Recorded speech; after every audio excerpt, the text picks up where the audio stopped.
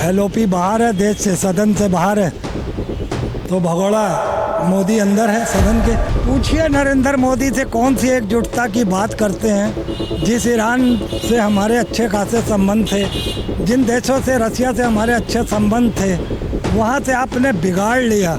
Narendra surrender के बाद अब हम देख रहे हैं ट्रम्प भी सरेंडर कहीं ना कहीं हो गया ईरान के आगे। India is a Motherland and Israel is a fatherland.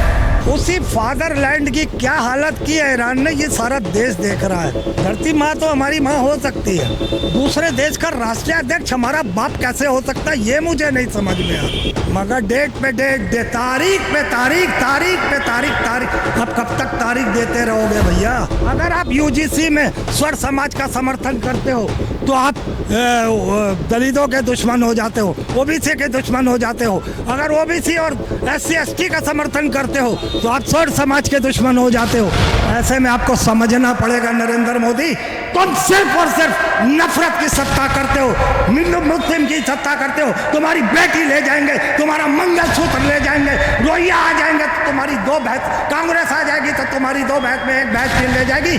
मैं पूछना चाहता हूँ नरेंद्र मोदी से एक बात और कह देते, कांग्रेस आ जाएगी तो मुसलमानों की 4 बीवियों में से 3 को छुड़ा ले जाएगा कांग्रेस और एक ही को रहने देगा। अरे ये सब क्या चल रहा है? अब प्रधानमंत्री की कुर्सी पर बैठकर आदमी कहता है एक सार्वजनिक मंच से कि बेटी पढ़ाओ बेटी पटाओ, बचाओ पटाओ। सहारनपुर की जनसभा का ये डाटा है। प्रधानमंत्री जी ने कहा कि कोरोना के संकट के घड़ी में जब पूरा धरा से लेकर के आकाश तक भारत में लाशों का गणना कर रहा था तो भारतीय जनता पार्टी का 5 स्टार कार्यालय बन रहे थे। नमस्कार, मैं निशिता और आप देख रहे हैं इंडिया जंक्शन।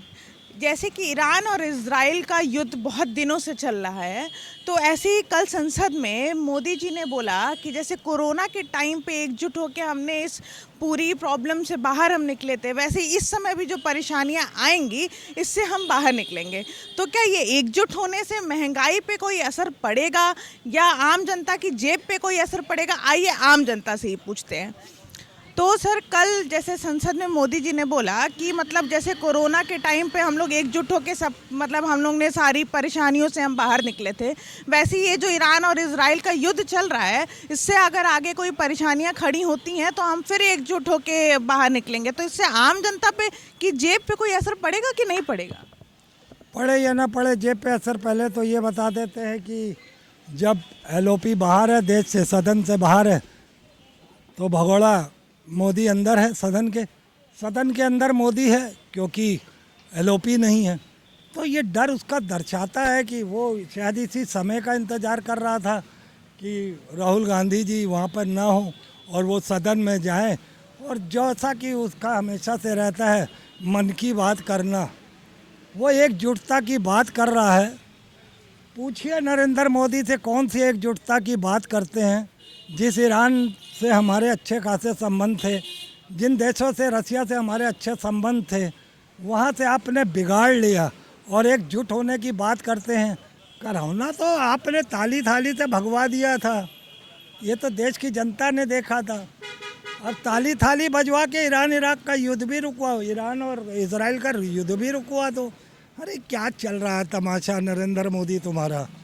नरेंद्र सरेंडर के बाद अब हम देख रहे हैं ट्रम्प भी सरेंडर कहीं ना कहीं हो गया ईरान के आगे। ईरान कहीं भी पीछे हटने को तैयार नहीं है और वो अपनी शर्तों पर ही युद्ध विराम करेगा। नहीं तो ये जो कोरोना, मतलब कोरोना से इसका जो संबंध बनाया जा रहा है, तो क्या आपको लगता है वो सही है? क्योंकि कोरोना के टाइम पे तो बहुत महामारी थी हमारे देश में, लेकिन ये तो युद्ध है, युद्ध के लिए पूर्ण विराम लगाना वो तो उनका काम है। तो इससे इस आम जनता पे क्यों असर आ रहा है? नहीं, एक तो पहली बात, आपदा और ये चीज़ें दोनों को मिलाई नहीं जा सकती। आपदा एक प्राकृतिक उससे थी, और ये जो है आपसी दो देशों की आपसी रंजिश का नतीजा है, जो सिर्फ इंडिया ही नहीं, पूरा देश, पूरी दुनिया भुगतेगी इसका, क्योंकि हर देश कहीं ना कहीं ईंधन का जो रास्ता है वो खाड़ी देशों से है।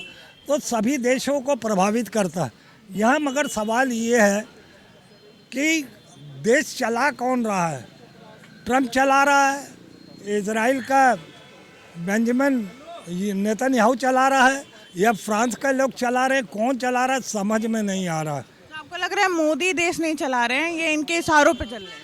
नहीं तो अगर चल रहा होता मैं, तो फिर ऐसी क्या स्थिति परिस्थिति थी कि जब ये दो देशों का युद्ध शुरू हुआ सारे देशों ने उसका विरोध किया, और नरेंद्र मोदी 14 दिन बाद गहन निद्रा से अपने आप को पाता है खुला हुआ, और उसके बाद वो बोलता है अरे यार ईरान तुम्हारे साथ ये गलत हो गया, तुम्हारे जो खामनाई लीडर हैं वो मारे गए, तुम्हारे और जो सेना प्रमुख या जो जो लोग मारे गए उसमें। तो ये हमें बड़ा दुख है। क्यों भाई, अब तब तक कहाँ थे? क्योंकि तुमने देश की जनता को, अंधभक्तों को ये बताया है कि India is a Motherland and Israel is a fatherland. उसी फादरलैंड की क्या हालत की है ईरान ने, ये सारा देश देख रहा है। मैं, आप महिला हैं नहीं तो मैं थोड़े से एक गलत शब्द भी बोलना चाहता था, आप वो मर्यादा मैं नहीं तोड़ना चाह रहा हूँ। तो कहने का मतलब ये है कि अब आप ये देखिए कि कहाँ से वो फादरलैंड हो गया। एक जैसे होता है ना, एक बेवकूफ़, एक जाहिल, एक बददिमाग आदमी इस तरीके की बातें करे। धरती माँ तो हमारी माँ हो सकती है, दूसरे देश का राष्ट्रीय अध्यक्ष हमारा बाप कैसे हो सकता है, ये मुझे नहीं समझ में आ रहा। तो सवाल यहाँ ये है मैम कि इस तरीके से अगर आप कह रहे हो कि एकजुट हो, एकजुट तो आप नहीं हो, क्योंकि अभी आप अपने आप को बचाने में लगे हो, अडानी को बचाने में लगे हो। एकजुट होना है तो आप दो लोग एकजुट हो, देश को एकजुट करने की ज़रूरत नहीं है, ना ही वो आपकी नीयत में है, क्योंकि आप एकजुटता देखना ही नहीं चाहते। एकजुटता देखना चाहते तो आप यूजीसी नहीं लाते। यूजीसी की नफरत आज इतनी हो गई है कि कोर्ट भी अपना कोई ऑर्डर नहीं दे पा रहा है। भाई यूजीसी या ख़त्म करो या उसको बहाल करो, जो भी करना करो, मगर डेट पे डेट, तारीख पे तारीख, तारीख पे तारीख। अब कब तक तारीख देते रहोगे भैया? तारीखों से नहीं चलेगा। आपने जो नफरत बांटी है अब उसी में आप पिसोगे, आप दो पार्टों के बीच में पिसोगे। अगर आप यूजीसी में स्वर समाज का समर्थन करते हो तो आप दलितों के दुश्मन हो जाते हो, ओबीसी के दुश्मन हो जाते हो। अगर ओबीसी और एससी एसटी का समर्थन करते हो तो आप स्वर समाज के दुश्मन हो जाते हो। ऐसे में आपको समझना पड़ेगा नरेंद्र मोदी, तुम सिर्फ और सिर्फ नफरत की सत्ता करते हो, हिंदू मुस्लिम की सत्ता करते हो। तुम्हारी बेटी ले जाएंगे, तुम्हारा मंगलसूत्र ले जाएंगे, रोहिया आ जाएंगे तो तुम्हारी दो भैंस, कांग्रेस आ जाएगी तो तुम्हारी दो भैंस में एक भैंस चीन ले जाएगी। मैं पूछना चाहता हूँ नरेंद्र मोदी से एक बात और कह देते, कांग्रेस आ जाएगी तो मुसलमानों की 4 बीवियों में से 3 को छुड़ा ले जाएगा कांग्रेस और एक ही को रहने देगा। अरे ये सब क्या चल रहा है? अरे ये क्या चल रहा है नरेंद्र मोदी? जैसे कि इन्होंने, ये नरेंद्र मोदी से बहुत गुस्सा दिख रहे हैं इस समय। आपको क्या लगता है कि ये नरेंद्र मोदी का ये गुस्सा जो इन जनता के में है वो क्या सही है? आखिर गुस्सा तो लाजमी लोग बताते हैं, भाई हम भी समाज में ही रहते हैं। मोदी जी जो इनका 2014 से आज तक का कालखंड का अवलोकन कर लीजिए, चाहे भारत की विदेश नीति हो, चाहे नेशनल नीति हो, चाहे राज्य स्तरीय नीति हो, चाहे जिला स्तरीय नीति हो, चाहे ग्रामीण स्तर की एक जमीनी नीति हो, अब आसमान से लेकर के अब पूरा धरा तक इन्होंने केवल बांटने का काम किया है, केवल राष्ट्र के मर्यादा से खेला है, केवल राष्ट्र के भविष्य से खेला है, केवल आवाम की एकता से खेला है, केवल आवाम का सद्भाव से खेला है। हद तब हो जाती है जब प्रधानमंत्री भारत की संप्रभुता से खेल जाते हैं, भारत के अस्मत से खेल जाते हैं। अब प्रधानमंत्री की कुर्सी पर बैठकर आदमी कहता है एक सार्वजनिक मंच से कि बेटी पढ़ाओ बेटी पटाओ, बचाओ पटाओ। सहारनपुर की जनसभा का ये डाटा है। हम चूंकि भारतीय जनता पार्टी के नेता नहीं हैं।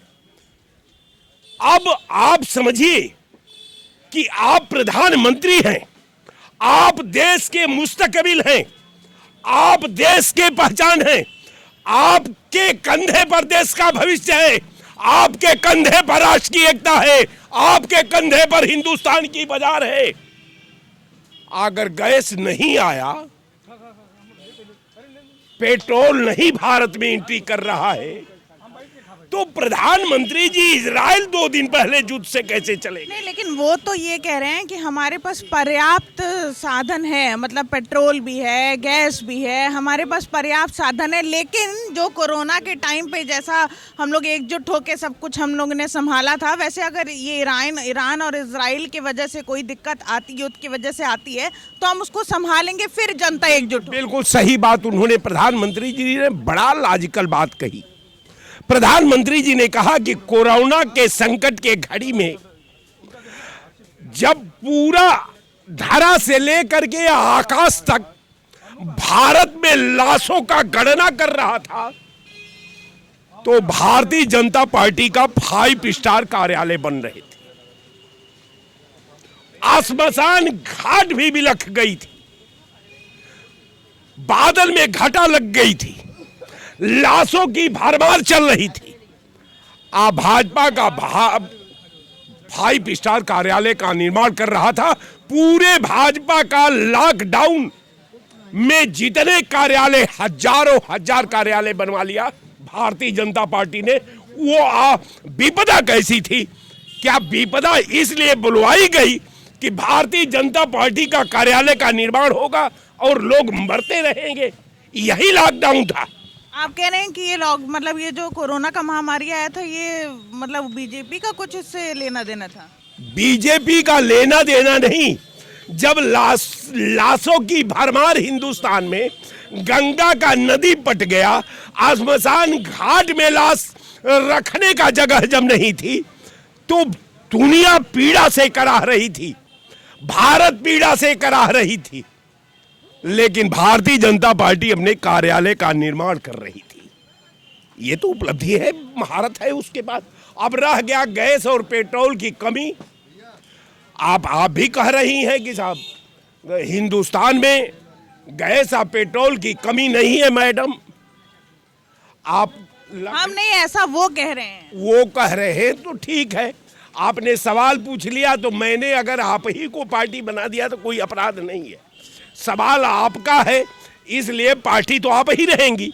मैं अपना पक्ष रख रहा हूं कि भारत की पार्लियामेंट में पेट्रोलियम मंत्री ने कहा कि हमारे पास जो है गैस और पेट्रोल का पर्याप्त भंडार है। ये पार्लियामेंट की बात है।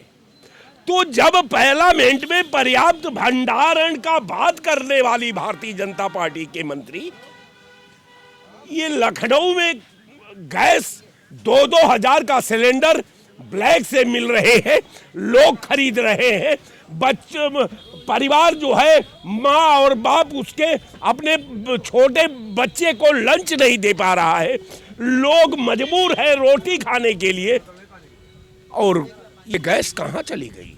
तो अभी आपने देखा, ये थी हमारे साथ लखनऊ की जनता, जिसमें बहुत ज़्यादा आक्रोश है आपकी सरकार को लेकर। बहुत लोग तो प्रधानमंत्री नरेंद्र मोदी को पहचानने तक से इनकार कर रहे हैं। उनका कहना है कौन है नरेंद्र मोदी। ऐसे ही और लोगों के साथ हम आपका रूबरू कराते रहेंगे, तब तक बने रहिए हमारे साथ। मैं निशिता, कैमरामैन उत्कर्ष के साथ, इंडिया जंक्शन। इंडिया जंक्शन, खबरों का जंक्शन।